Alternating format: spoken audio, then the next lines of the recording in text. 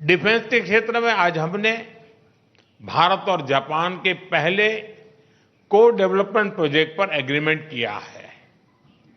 Naval radio antenna unicorn का यह project हमारी डिफेंस टेक्नोलॉजी पार्टनरशिप में एक नया अध्याय खोलेगा।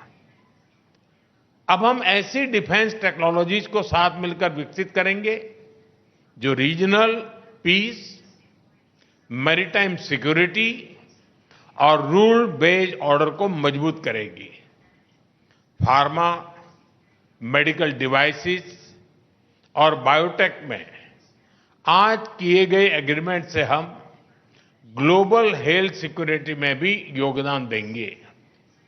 भारत का स्केल और जापान की क्वालिटी को जोड़कर हम अफोर्डेबल, रिलायबल और एडवांस हेल्थ सॉल्यूशंस दुनिया तक पहुंचाने के लिए काम करेंगे। Friends, Bharat Japan investment partnership निरंतर सुदृढ़ हो रही है।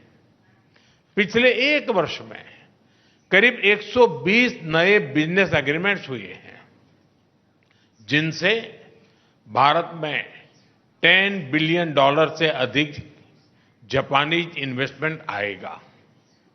आज फाइनेंशियल सर्विसेज एजेंसी के बीच एग्रीमेंट से कैपिटल और इन्वेस्टमेंट फ्लोज और सुगम होंगे। हमारा लक्ष्य स्पष्ट है।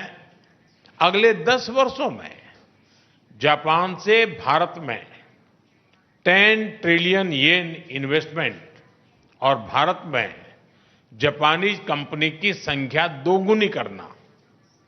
भारत में लगातार हो रहे रिफॉर्म से ईज ऑफ डूइंग बिजनेस बढ़ा है। जापान की कंपनीज भी इसका लाभ उठा सकती हैं। फ्रेंड, आज के अनिश्चितता भरे युग में भारत और जापान दोनों इकोनॉमिक सिक्योरिटी और एनर्जी सिक्योरिटी का महत्व अच्छी तरह समझते हैं। इसी दिशा में आज हमने इकोनॉमिक सिक्योरिटी के लिए एक ज्वाइंट रोडमैप तैयार किया है। इसके माध्यम से हम सेमीकंडक्टर, क्वांटम और एडवांस मटेरियल जैसे स्ट्रेटेजिक क्षेत्रों में सप्लाई चेन रेजिलियंस को मजबूत करेंगे। एनर्जी सिक्योरिटी के क्षेत्र में भी आज हमने कई महत्वपूर्ण निर्णय लिए हैं। इंडिया जापान बायोगैस इनिशिएटिव के माध्यम से हमें भारत में 1000 बायोगैस और ऑर्गेनिक फर्टिलाइजर प्लांट्स लगाने में सहायता मिलेगी। इससे हमारी गोवर्धन पहल और मजबूत होगी। इससे भारत के गांवों में सस्टेनेबिलिटी, प्रॉस्पेरिटी और रूरल लाइवलीहुड को नई शक्ति मिलेगी।